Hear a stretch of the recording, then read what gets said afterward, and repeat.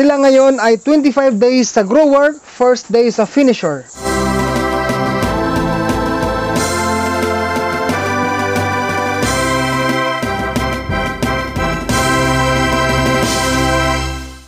King's VitaPlus Animal Feed Supplement.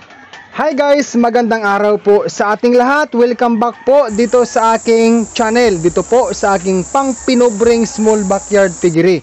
So ngayon guys ay update lang po muna tayo sa akin pong mga fatteners na 25 days na po sila sa grower, and at the same time today mismo rin ay first day po sa transition ko from grower to finisher stage. Yan po ang isa sa mga update. Then guys, meron po akong mga sasagutin na mag-iba-iba or iba-iba pong mga tanong na mula po sa aking mga viewers dyan.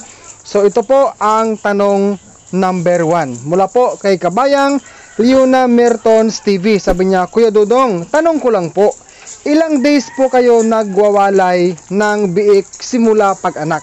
Ang sagot ko po ay 30 days or 1 month po ako nagwawalay sa akin pong mga biik.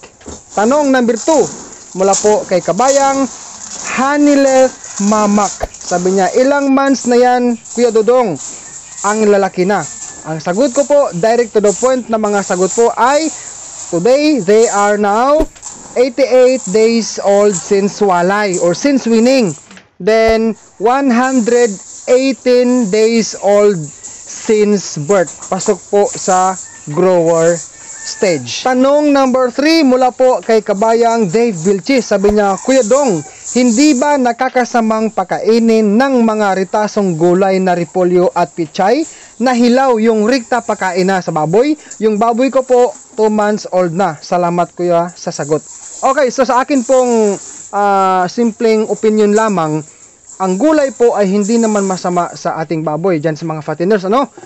Pero guys, linawin ko lang ha, meron pong mga sinabi ang eksperto na may mga ibang dahon-dahon or vegetables na bawal sa baboy inahin na buntis. Pero guys, hindi muna natin i-take up yan kasi iba po ang ating topic ngayon, no? Tungkol po sa tanong na bawal ba ipakain ang repolyo at ang pichay sa baboy. So, atin lang pong siguraduhin, viewers, beginners dyan, na kapag tayo po ay nais or gusto pong magbigay ng gulay sa atin pong mga baboy, ay make it sure lang po, pasuyo lang mga beginners dyan, na linisin natin ang mga yan kapag meron pong dumi. Kung meron kang nakikitang bulok or mga dunot-dunot na, kung sa Bisaya mga dunot, syempre may higko yan guys, may dumi yan, tanggalin mo yan, itapon sa basura at hugasan yung natitirang part sa gulay na pwede pang ipakain sa baboy. In short, malinis dapat bago ibigay sa baboy. Yan po ang akin pong sinasabi dito po sa tanong na ito. Tanong number 4 mula po kay kabayang Vil Garsman. Kuya Dong, dili ba makahilo ang dahon sa kamuting kahoy? In Tagalog po, hindi daw po ba makakalason sa baboy ang dahon ng kamuting kahoy?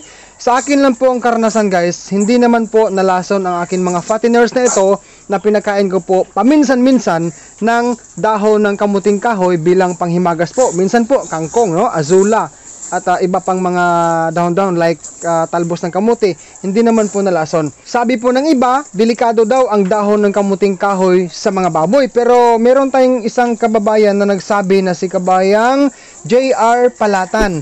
Na-try ko na po yan, pati dahon ng malunggay, okay yan, masisigla mga baboy ko. Ayan. So yan po ang sinasabi mga kababayan, viewers, na ang bawat isa sa atin bilang nag-alaga ng baboy ay meron pong kanya-kanyang sariling karanasan o diskarte o kaya mga pamamaraan po sa atin pong pag-alaga ng baboy, no? Question number 5 from Dennis Kim. Which do you recommend between feeding 2 times or 3 times per day? In expert study, whether it is 2 or 3 times a day to feed your pigs, there is no problem.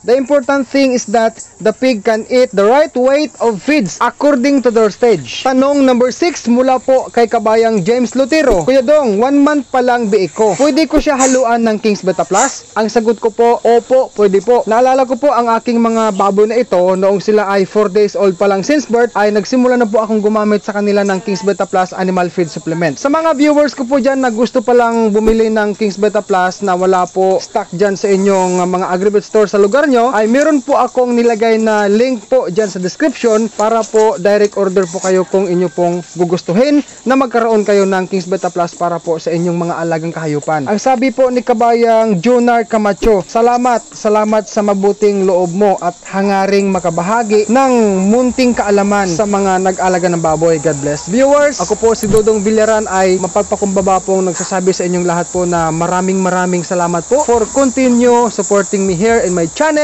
Maraming salamat po sa pagpanood mo sa video na ito. At guys, kung ikaw po ay baguhan pa lang dito sa aking channel, huwag mo pong kalimutan mag-subscribe at i-click mo ang notification bell para po updated ka palagi sa mga bago ko pong ina-upload sa simple video sa pag-aalaga ng baboy. Guys, mabuhay po kayo at God bless po sa ating lahat.